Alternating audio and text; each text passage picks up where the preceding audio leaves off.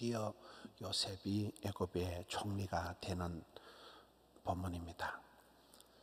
요셉의 팔자가 팔려온 이방 노예가 감옥에 있던 제수가 일약 대제국의 참 만인지상 총리가 되는 최고의 자리에 올라가는 그런 내용입니다. 37절에 보면 바로와 그의 모든 신하가 이를 좋게 여긴지라. 근데 일이 되려고 하니까 사방팔방에서 돕는 자들이 나타나고 이 바로와 모든 신하가 이 일을 긍정적으로 이렇게 받아들이는 거예요. 여러분, 될 때는 뭐든지 이렇게 긍정 모드로 흘러가는 거예요. 여김의 법칙이 좋게 여기는 거예요. 그리고는 무슨 공천할 필요가 없는 거예요. 공천할 필요가 없이 공인을 하는 그런 38절에 보면 바로가 그의 신하들에게 이르되 이와 같이 하나님의 영에 감동된 사람을 우리가 어찌 찾을 수 있으리요. 성령의 충만함을 받은 사람을 우리가 달리 찾아볼 사람이 없다. 39절에 명철하고 지혜 있는 자를 다른 데서 찾아볼 필요가 없다. 바로 네가 인재다. 요셉 네가 바로 착충지보다.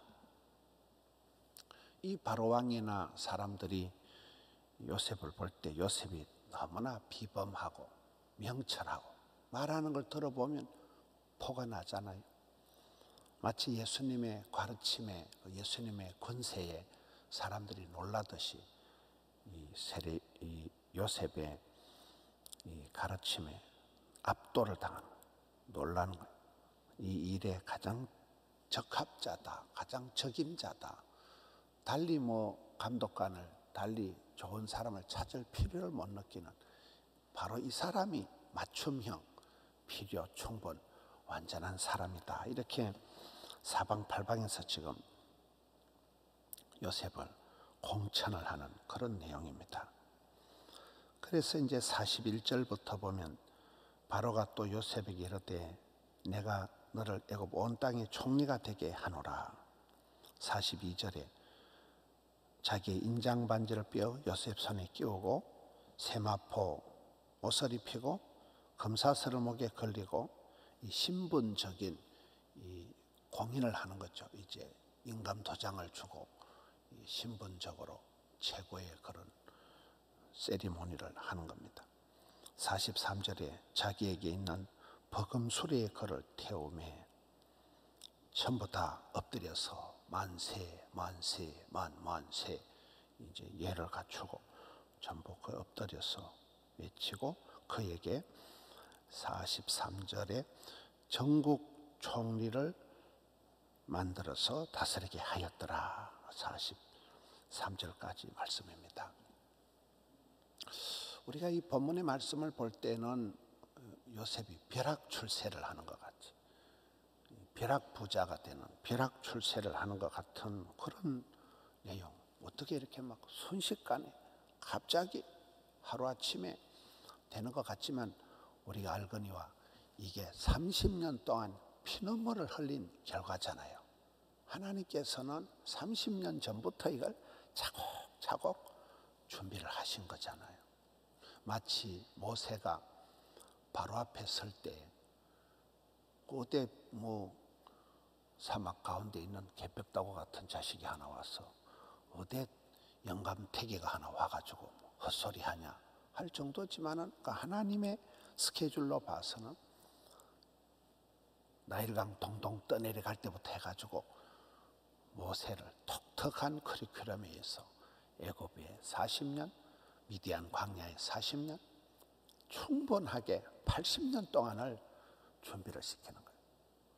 여러분 그 모세에 대한 말씀을 보면 이스라엘 백성들이 죽는다고 집단적으로 통성기도를 하고 합심기도를 하고 고역으로 인하여 이스라엘 백성들이 오랫동안 기도를 하니까 그 출애굽기 2장에 가서 보면 한 레위 여자가 한 레위 총각이 한 레위 여자한테 장가 들어간다 이렇게 시작이 됩니다.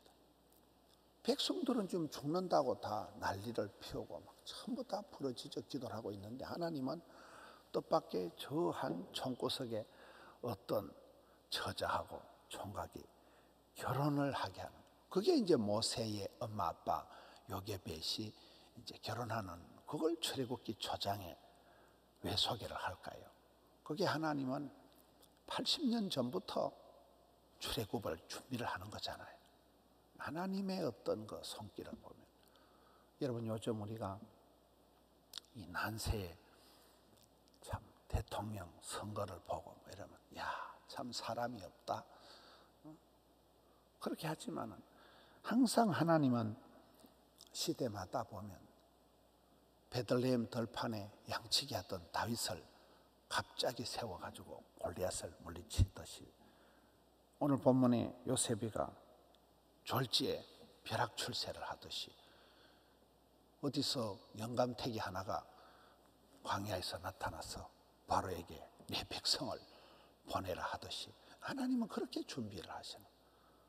그렇잖아요. 우리가 뭐 다음 세대를 위해서 준비를 합시다 하지만, 하나님 이 시대에도 우리 성도들 중에도 그 마음속에 울분을 느끼게 하고 시대의 통감을 느끼고, 이 시대가, 이 대한민국이 어디로 가느냐, 이 시대 세계 선교의 하나님의 콜링을 받고, 그렇잖아요. 자기 직업 세계에서 야, 내가 하나님 나를 위해서 뭘 좀 해야 되겠다, 그러면 그 사람이 리더십이 되고 그런 거예요. 이렇게 보면 이거는 요셉의 벼락출세가 아니고 하나님의 그 섬세한 디자인, 하나님이 아주 오밀조밀하게 30년 전부터 잘 이렇게 디자인한 커리큘럼을 통과한 그런 작품이라는 것입니다.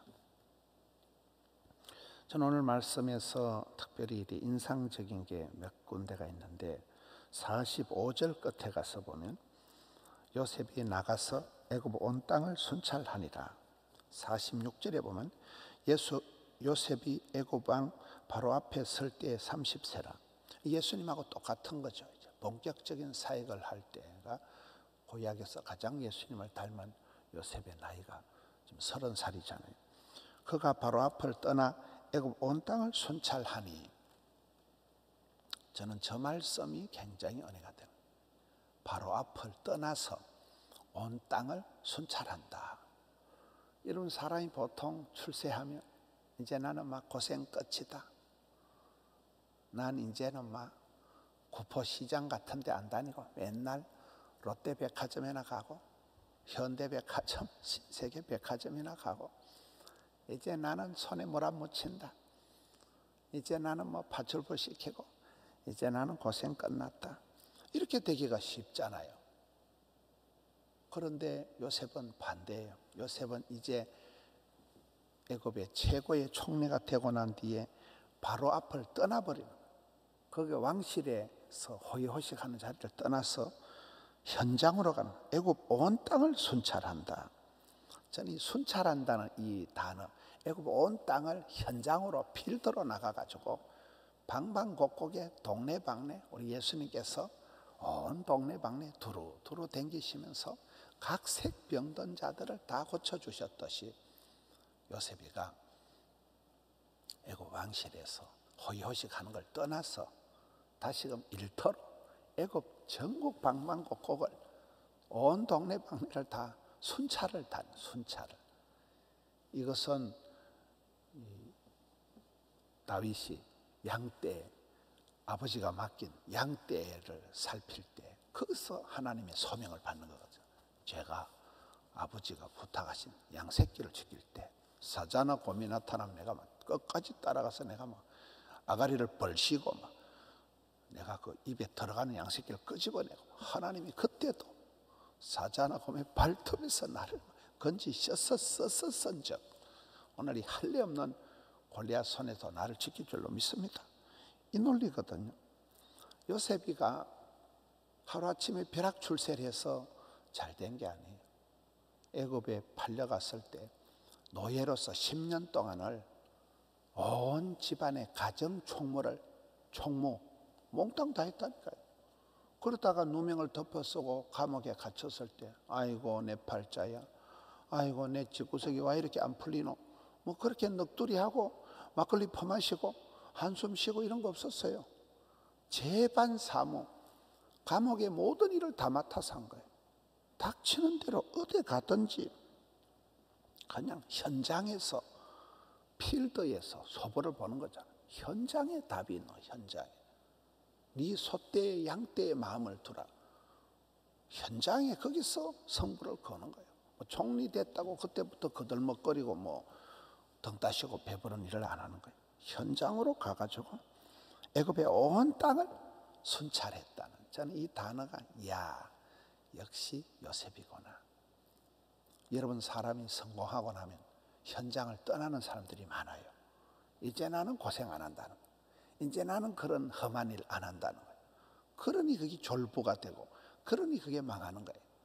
성공할수록 더 현장으로 내려가서, 더 들판으로 가서, 더 광야로 모세가 걸어했듯이, 여러분 여기에도 요셉이가 바로 앞을 떠났다.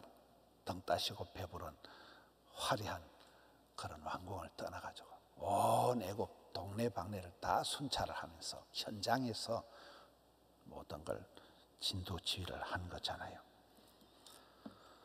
48절에 7년 동안 요셉이 곡식을 저장을 하는데 49절에 보면 바다의 모래같이 힘이 많아서 셀 수가 없을 만큼 저축을 하는 거잖아요. 바다의 모래같이, 하늘의 별과 같이, 땅의 티끌같이, 어디서 많이 들어본 표현이잖아요. 하나님이 복을 주실 때 그렇게 아브라함의 후손에게 복을 주시듯이 그 아이의 축복, 아브라함, 이삭, 야곱의 축복의 결정판이, 완성판이 지금 여기서 벌어지는 거예요. 50절에 흉년이 들기 전에 요셉에게 두 아들이 나되, 이 풍년 때에 요셉이 아들을 얻는 거예요. 여러분, 동물의 세계를 보면 아프리카에 막 비가 내리고 풀이 막 자라고 그러면 새끼를 놓더라고요. 이 양식거리가 있을 때, 새끼를 키울 여력이 될 때 동물들이 새끼를 낳아서 그렇게 번식을 합니다. 여기 풍년 때에 요셉이 두 아들을 낳습니다. 여러분, 하나님께서 성전을 건축을 부탁할 때 솔로몬에게 부탁한 거예요. 느헤미야에게 부탁하는 거예요. 가장 잘 나갈 때 부탁하는 거예요. 우리 교회가, 포도원교회가 하명 성전을 짓고 드림센터를 지을 때 그만큼 하나님께서 우리에게 복을 주시니까 네가 해라, 이때 해라. 번성할 때, 가장 잘 나갈 때 하나님은 성전 건축을 부탁을 하시더라고요. 제일 부경화를 누릴 때, 솔로몬 때 성전 건축을 맡기셨듯이 여기 또 요셉이 제일 7년 대 풍년 때, 흉년이 들기 전에 자식의 복을 주시는 거예요. 자식들 이름도 다 므낫세와 에브라임이다. 과거의 그 모든 고난을 잊어버릴 정도로 복을 주시는 거예요. 수고한 땅에서 번성하게 하셨다. 이게 므낫세 에브라임의 이름 뜻이잖아요. 구약의 이름은 대부분 신앙 고백이에요. 어떤 거 삶의 고백적인 이름을 이렇게 주시는 것입니다. 52절 차남 이름 에브라임, 하나님 나를 수고한 땅에서 번성하게 하셨다, 이렇게 이름을 주십니다. 55절을 보면 애굽 온 땅이 굶주림에 백성이 바로에게 부르짖어 양식을 구하는지라. 바로가 애굽 모든 백성이 이르되 요셉에게 가라, 요셉에게 가서 너에게 이런 대로 하라. 이 모든 문제의 솔루션, 이 모든 문제 해결을 요셉이 하는 거예요. 이야, 기가 막힌 거잖아요. 백성들이 죽는다고 이제 7년 뒤에 기근이 와서 부르짖을 때 모든 사람들이, 아니 바로가 사람들한테 예수님한테 가라는, 예수님 때가 참에 예수님이 온 세상을 구원하러 오셨듯이 요셉이 여기서 그런 해결사, 모든 이 문제의 해결점을 요셉에게 찾게 되는 거예요. 기가 막히잖아요. 그렇게 버림받았던 막둥이, 팔려갔던 이방인, 감옥에 처박혀 있던 죄인 주제에 이 한 히브리 청년이 여기 와서 온 제국의 1급 해결사가 돼요. 유일한 해결사가 돼요. 전부 다 요셉에게 가면 돼. 요셉 시키는 대로.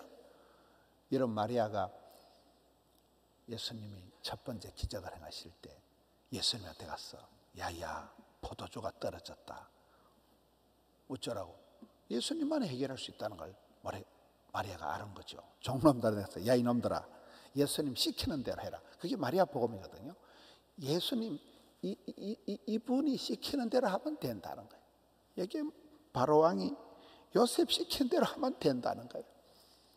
이렇게 기가 막힌 역사의 반전이 일어나는 것입니다.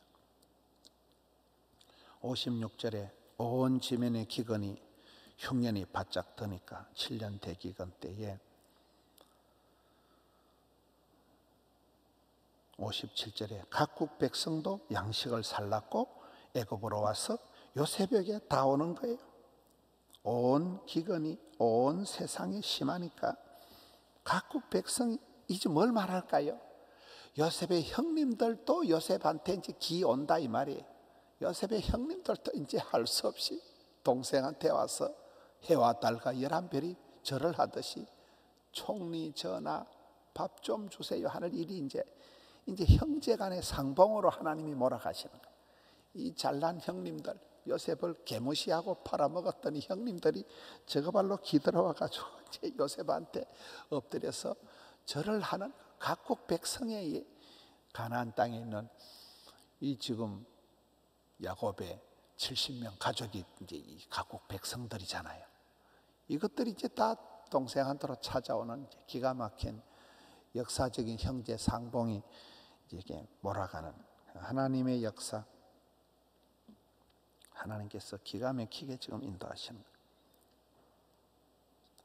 여러분, 우리가 이 세상을 살아가면서 코로나 때 아무것도 못하고 무슨 롤러코스터 타듯이 막 되다가 안 되다가 올라갔다 자빠졌다, 자택연금이 됐다가 별꼴을 다 당하지만은 여러분, 하나님께서 그 난리 장판 가운데서도 요셉이를 고이고이 기가 막히게 섬세하게 최고의 그런 리더십으로 준비를 하시는 것을 우리가 보게 됩니다. 요셉이 어떻게 그렇게 팔려가고 끌려가고 너무 집에서 종살이를 10년을 하면서 완전히 종놈의 근성에 빠져서 비굴하게 빌어먹는 그런 종놈의 완전히 그냥 리더십이 없어지고 완전히 그냥 그 종의 근성에 빠지지 않았을까요?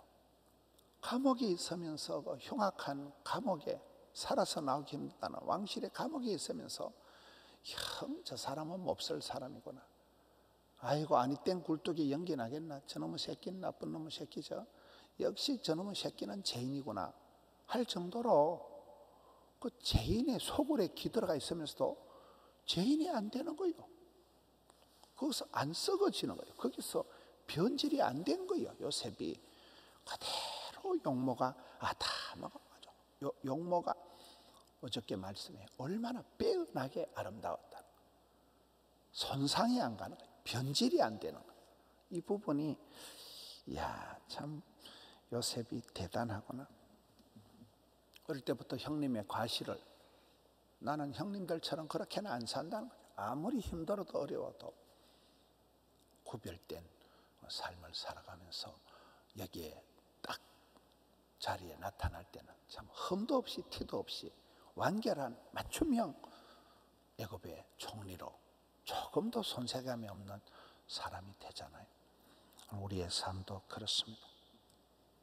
소금과 같이 소금은 그 맛이 변질이 안 되는, 썩어가는데 소금이 들어가서 오히려 역할을 해내듯이 코로나를 변명하지 말고 이 어려울 때 이 새해가 되고 정초에 더 우리가 마음을 다잡고 어떤 불같은 시험, 어떤 어려움이 있더라도 돌파해서 참 예수님처럼 요셉처럼 우리가 이 주의 길을 감당하는 한 해가 되시기를, 또 하루가 되시기를 주님의 이름으로 축원합니다.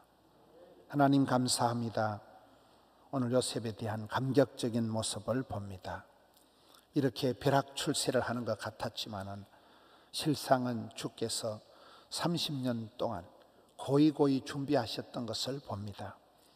주여 이 시대에 대한민국을 불쌍히 여겨 주옵시고 세계 선교 감당케 하여 주시고 대통령 선거, 지방선거를 앞두고 있습니다.